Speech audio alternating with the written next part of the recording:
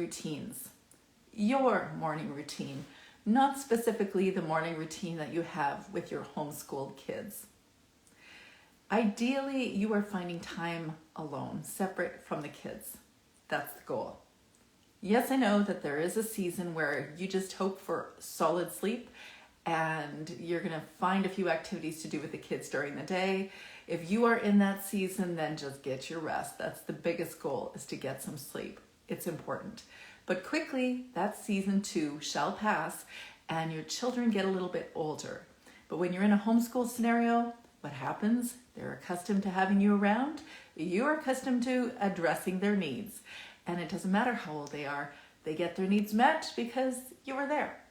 But you need to set boundaries with your time, with your quiet, with your separate space at some point during the week, if they're really young, or possibly, hopefully, eventually during the day, every day. So today we're going to talk about morning routines because it is the beginning of your homeschool day. It is the thing that sets the precedent for the day. You will create a routine that is beneficial to you. So what I find valuable might not be what you find valuable, but I am going to share with you the components that I have found over the years to be useful in my homeschool routine for my specific morning routine. So I'm going to tell you a wee story, just a paragraph story, that in my early parenting years, I was really a poster child for the hippie movement, but I didn't know it. I didn't know it because, well, I was just surviving. I bathed infrequently, as I could get away with, brushed my teeth to keep the dentist away, and decided not to spend money on makeup when I could spend money on baby clothes instead. At the time, I thought I was being lazy, but really, I came to discover I was overwhelmed. The first baby switched my gears from a slow fourth to an eager first in the drive between the hospital to our home. Once I had 2 more babies, I saw that if I didn't make essential grooming a priority, I would spend a lifetime smelling unpresentable. So it took me a while to figure out that actually a shower a day can keep depression away. Nothing statistically accurate in that statement, but there is something about saying that bathing scrapes off the cobwebs of haziness and prepares us for the day to come. And in our scenario, we don't have to switch into a different wardrobe. We don't have to brush our teeth. We don't have to do the basic grooming. You certainly don't have to do makeup, and you don't have to dress up in any wardrobe whatsoever. Some wardrobe, but just not a fancy wardrobe. You can do whatever you want. You can wear whatever you want. Nothing is required in your homeschool role, except food for thought. If you feel presentable, you will present the way that you want. You'll show up a little bit more accurately to how you want to be. So like me, I was thinking that it was okay that I didn't do all those basics, and I was, but I was really just overwhelmed, and that was the reason. And it was the early years, so it's easy to acknowledge that it was overwhelming. It was a lot. I talk a lot about yoga pants, and truth be told, is that oftentimes I'm doing podcast interviews or I'm doing lives with things like yoga pants or stuff that looks like it could be a yoga pant or it was a jogger and it is now well worn, and I have worn it to bed last night and I sit in this chair with them on. Not today. Today I got fancy. Today I'm wearing jeans. I have a different wardrobe than you might have. You may dress up in some very lovely clothes that I'm probably envious of, but they aren't applicable to my life right now. I have learned, though, that I want to show up feeling a certain way, so I get to choose my wardrobe in order to show up emotionally that way in my day. So I don't have to pull out a certain wardrobe for a homeschool morning. It's not a priority, but it is how I feel and how it makes me feel, and that's the reason I choose to put on certain clothes. So I think a grooming routine, no matter how simple it is useful for you to start the day to transition from your nighttime reality and your daytime reality. Gradually, I have learned in our informal polls this week that it doesn't matter who you are. This somehow applies to your morning. It could be a tea cup, it could be a coffee cup, but it is some sort of cup that houses something hot in your morning. And so we have a commonality in that. Everyone across the board, even if it is just hot water and lemon. So coffee, surprise, no surprise. Everybody starts with a coffee, but another thing that I find really energizing to start the day, that really is much more energizing than a cup of coffee, is having a green smoothie. Okay, not this morning, but most other mornings.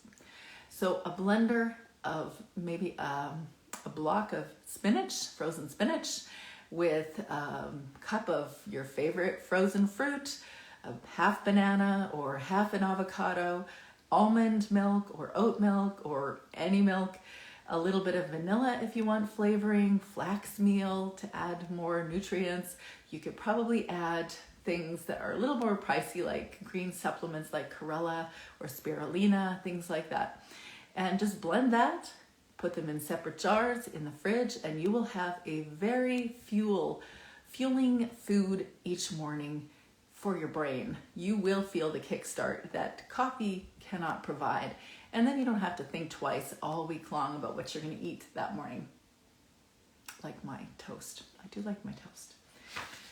Okay, so green smoothie and supplements. If you also can afford to buy vitamin B, vitamin D, your fish oils, and there's all sorts of supplements that I share about in my book, Homeschool Mama Self-Care, that I do really find are quite useful to energizing the brain.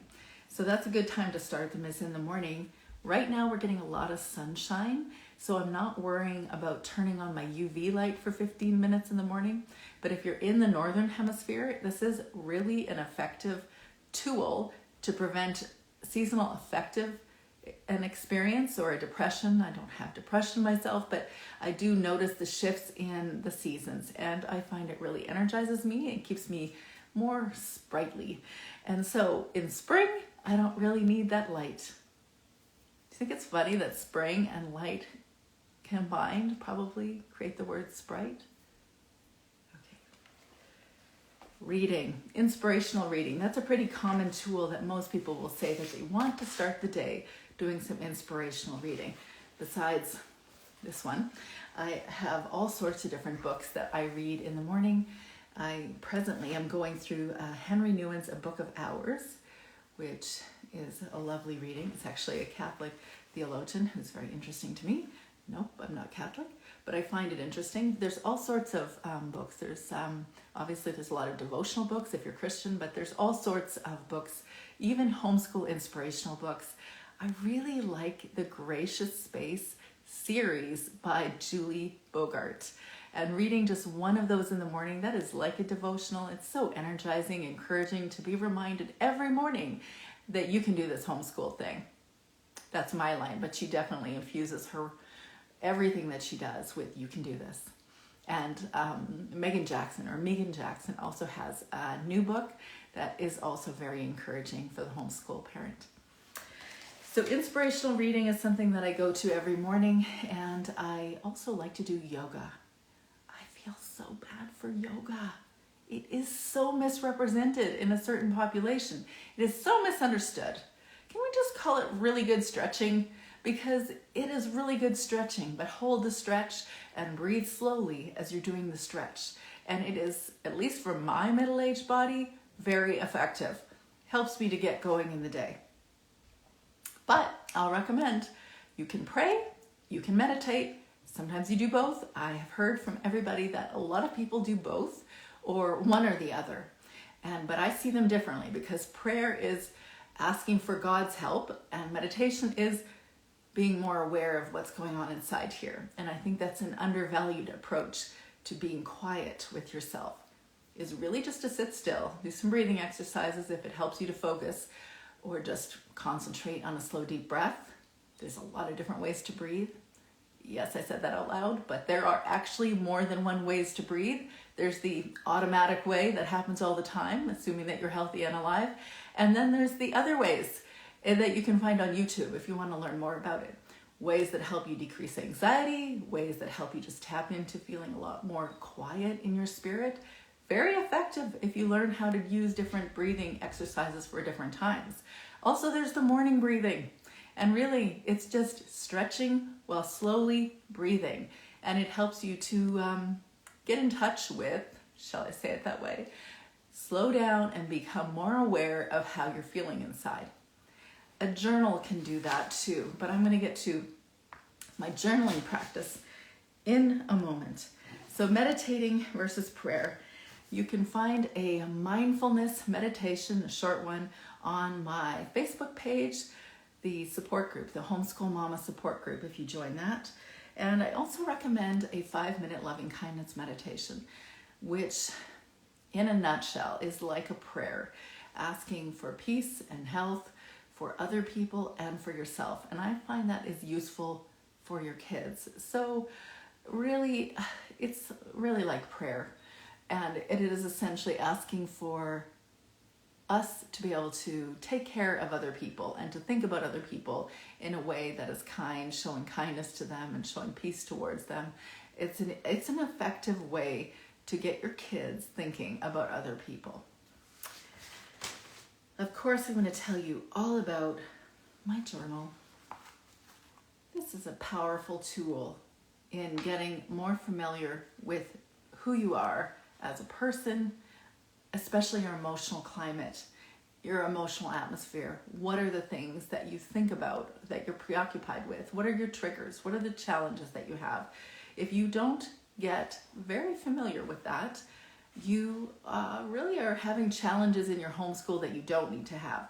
Now, having said this, this whole discussion about internal learning or the work of the interior, that is a lifelong process. You get a lot of opportunities to learn this stuff when you're a homeschool parent. No doubt about that. So you want to be able to sit with yourself at times and really check in and say, how am I feeling? Why am I feeling what I'm feeling? What are the thoughts behind those feelings? Are they true? Am I certain that they're 100% true? And if they're not, is there another way to frame it? There's always another way to frame it. You know how I know? Because if you have a partner or you have a best friend or someone close you can be vulnerable with, you will discover that you can share the exact same scenario that you have with your kids with them, and they don't see it quite the same way that you do, which is your sign that you can indeed frame it differently. Sometimes we frame things in ways that are really not helpful. We tell ourselves that kid is just being really, you fill in the blank. And I feel you, girlfriend, been there, done that, maybe sometime this week. But reality check, or maybe they're not. Maybe they're not being really whatever it is. Maybe it's something else that's going on entirely. Okay, so we're going to talk about journaling. And I know that everybody says they're not doing it. I have been doing it since I was 7, since I started writing. I suppose that's no surprise as a writer. But I, once upon a time, wrote probably for years. I woke up, I made my bed, and I brushed my teeth. I did that for years, deep stuff. And then I moved into my teenage years and wrote stuff that really I should just burn that stuff because there's a lot of nonsense in there. A lot of swearing, truthfully. A lot of crushed discussions and stuff about, feelings with my friends and all that stuff. But it did help me do this, learn about my emotional climate, my interior. So there's no doubt about it. Even in your homeschooled years, just jotting down, even if it's just a few sentences, maybe it's just a few words that encapsulate how you're feeling, or emojis, writing down how you feel and why you feel what you feel helps you to unleash a lot of internal challenges over the longer term. Obviously, it reduces stress because you always have your friend. We'll call her Miss Journal. And though she be an inanimate object, she is a separate person. Yes, she is. So it's like gaining the benefits of a trusted, supportive friend who will never tell another person what is going on inside of you, unless you leave it at the Starbucks. So journaling can also encourage gratitude practice, and that is what I do every morning. I make sure to include a gratitude practice. So I can, even if it's just, I'm thankful for my coffee, and that has really been my reality at times. I'm grateful for my coffee. I can honestly say that that's something that I value. But in my journal, every day, I write my 3 vision words, a word that reflects my intention towards my relationships, towards my work, and towards myself. Those are the most important vision words that I have. And so I've chosen 3 different words, and if you come for a coffee, I'd be happy to share it with you, what those words are for me for this year. Then I do something that kind of sort of looks like a bullet journal, but like not nearly as pretty. I know that my 3rd teenage daughter is presently bullet journaling because I bought some stuff for her Christmas gift. And I think it is beautiful, and I would love to show you. It is so pretty. She has such a way with calligraphy and with colors and design. And my teenage daughter, and I'm going to show you her journal. This cannot happen. So you're going to have to go on YouTube and check out what bullet journaling is if you don't know it. Myself, don't invest that kind of time in my journaling. I'm much, much simpler in my intention for my journaling. So one thing I do is my vision words, my gratitude words, definitely my emotional climate or how I'm feeling. And then I write down the different aspects of what I do in a day. And somebody said you should write down just 3 things and make sure you try to get 3 things done. But between you and me, no. I've got a lot of things on my list. A lot of things in different areas of my list. I've got my homeschool list. I've got my homeschool mom encouraging list. I've got a homestead list. There's a few things. I'm not going to actually show you the entire list here, but there's a few things going on here. I think that journaling is a very important aspect of your morning routine. And I think it's the last thing that I'm going to share with you is the affirmations. This is something that I have done over the course of maybe the last 5-6 years. I recreated my thoughtcoach.com's mom daily affirmations, and I turned it in to homeschool mom daily affirmations that we can share with ourselves. It's kind of long because I like to write, and I frankly really do find it valuable. I'm going to share it with you on Friday, but in the meantime, you can actually print this off. It's a free PDF available in the link in my bio. It is a declaration of how I want to show up in my homeschool, how I want to show up in my day, how I want to be as a mom. So, it doesn't always happen. You and I both know that. But if you do not have an intention, it definitely won't happen. So this is my intentions towards how I want to show up as a homeschool mom. And it really is useful to shift how I think. And I can look back at this throughout the day. If I'm in a challenging place and say, I don't feel like this is how I want it to be, then I can look back and say, so what is my goal?